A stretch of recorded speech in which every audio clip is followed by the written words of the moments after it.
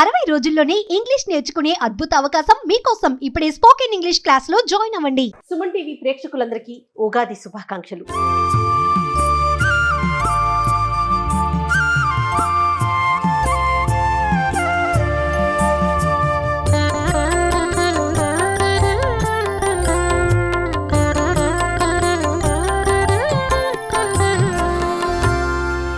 ఈ సంవత్సరం మనందరికీ చాలా సంతోషంగా, ఆనందంగా, ఆరోగ్యంగా ఉండాలని కోరుకుందాం. అయితే మరి రమగారికి వెల్కమ్ చెప్పేద్దాం. నమస్తే రమగారు, ఉగాది శుభాకాంక్షలు అండి. నమస్తే జయ, ఉగాది శుభాకాంక్షలు. Thank you. సుమన్ టీవీ ప్రేక్షకులందరికీ శోభకృన్నామ సంవత్సర ఉగాది శుభాకాంక్షలు. కొత్త సంవత్సరం, కొత్త కిచెన్తో మనం కొత్త కొత్త వంటలు మాకు అలానే ప్రేక్షకులందరికీ కూడా మీరు తెలియచేయాలి.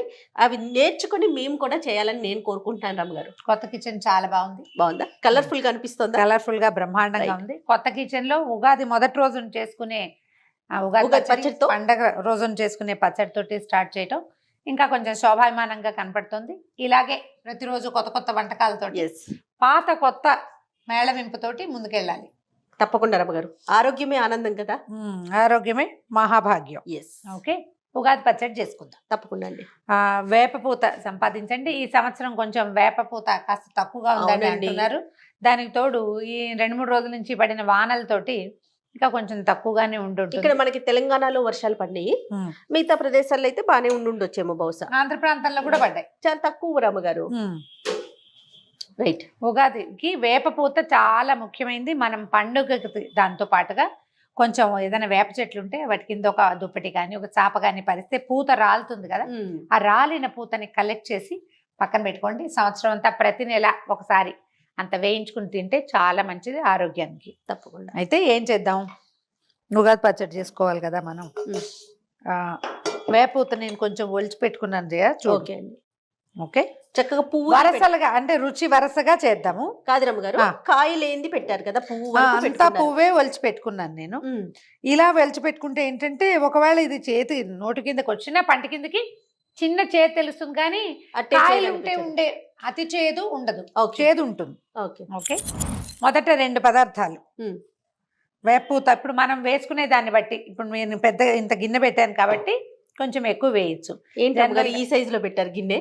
మరి ఇప్పుడు మన ఆఫీస్లో అందరికి తలా ఒక స్పూన్ అయినా ప్రసాదం ఇవ్వాలి కదా, ఖచ్చితంగా. మరి తప్పదు కాబట్టి మొదటది చేదు మొదట వేయద్దండి, అలవాటు చేసుకోండి.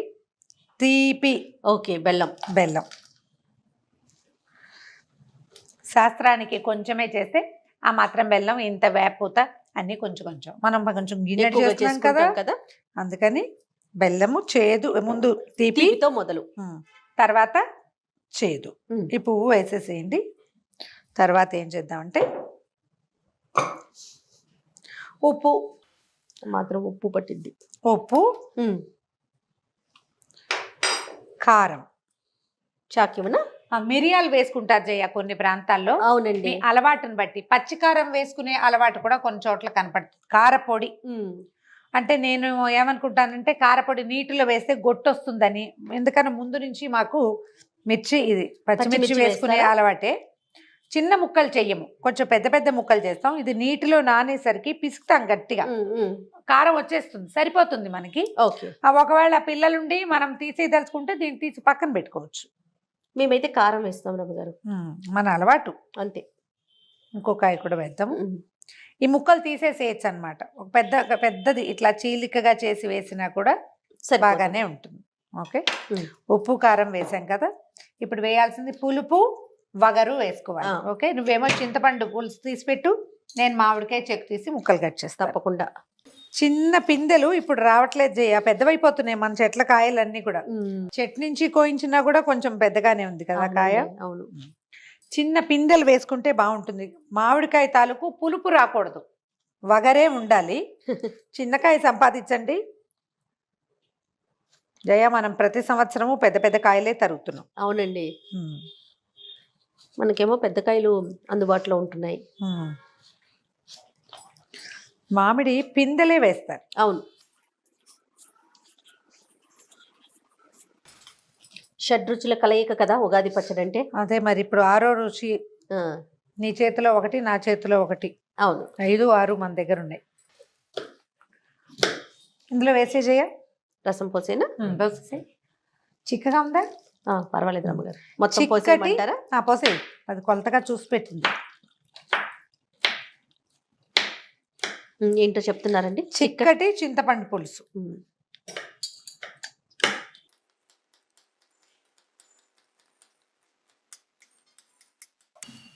లేతగానే ఉంది కదా రమ్మగారు? లేతది, కానీ వగరుగా ఉండే అవకాశం కొంచెం తక్కువే ఉంది. అవునవును, మనకు అది కావాలి.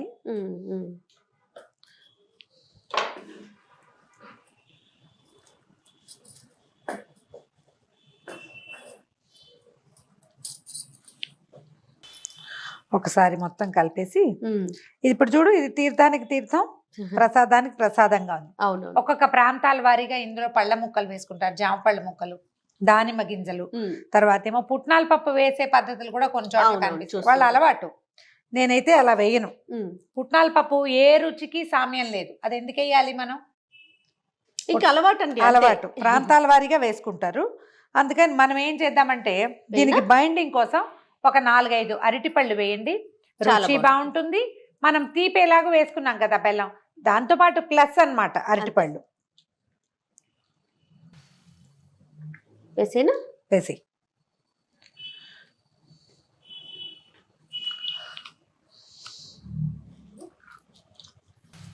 ఇప్పుడు ఇది బైండింగ్కి బాగుంటుంది. బైండింగ్కి బాగుంటుంది, చిక్కగా అవుతుంది కొంచెం. అవును, మనం చేతిలో పెట్టినా రన్నింగ్గా పరిగెత్తుకుని వెళ్ళిపోకుండా ఉంటుంది. ఒక 5-6 అరటిపళ్ళు వేసేస్తాను నేను. వేసి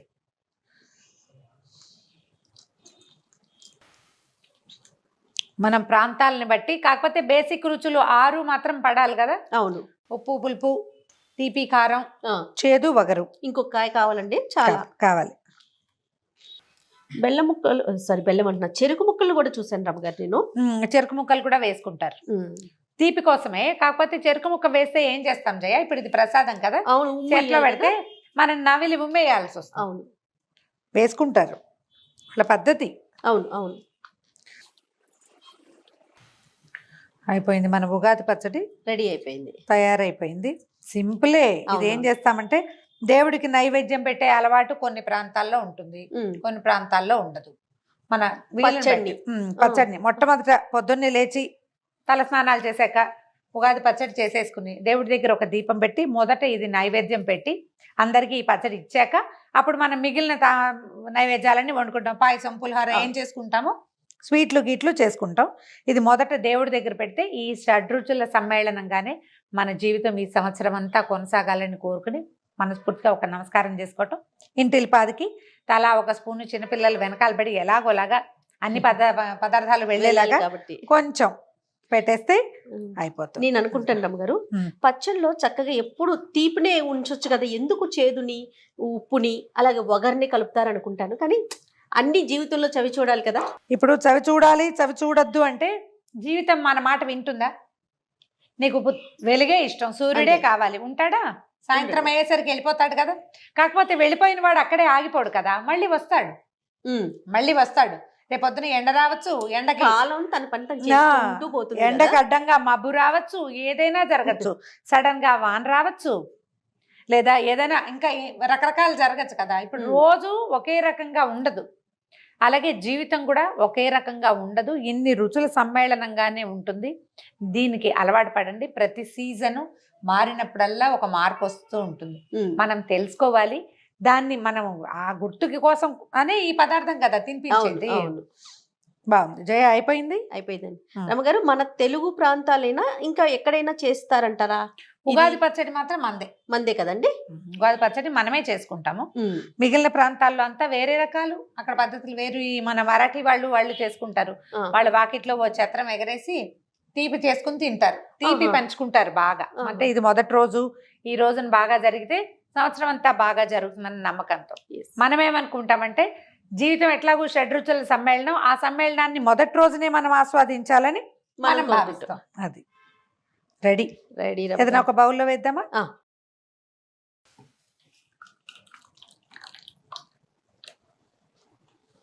ఓకే, ఇదిగోండి మన ఉగాది పచ్చడి తయారుగా ఉంది. దీన్ని చేద్దాం, దేవుడి దగ్గర పెట్టేద్దాం. అంతే. ఓకే, ఇంకా తర్వాత మనం పెట్టుకునే నైవేద్యాలు కానీ అవన్నీ చేసుకుంటాం. అంతే కదా రమ్మగారు? అంతే. మనం మొదటైతే ఏం చేయదలుచుకుంటే అది చేయటము, తర్వాత సంగతి తర్వాత. మధ్యాహ్న భోజనం సంగతి మళ్ళీ ఆలోచిద్దాం. ఉదయకాలంలో చేయవలసిన ఉగాది పచ్చడి తయారుగా ఉంది. మేము ఈ పద్ధతుల ప్రకారం చేసుకోండి. ఒకవేళ అది అలవాటు లేని వాళ్ళు ఈ ఇలా ట్రై పద్ధతిలో చేయొచ్చు. చేసుకోవచ్చు. మనకు కావాల్సిందల్లా షడ్రుచుల సమ్మేళనం మాత్రమే. అది మన పందాలు ఎలాగైనా చేసుకోవచ్చు. రైట్. ఇంకొకసారి ఉగాది శుభాకాంక్షలు రమ్మగారు. సుమన్ టీవీ ప్రేక్షకులందరికీ ఉగాది శుభాకాంక్షలు. సుమన్ టీవీలో మీ పర్సనల్ అండ్ బిజినెస్ ప్రమోషన్స్ కోసం కింది నెంబర్కి కాంటాక్ట్ చేయండి.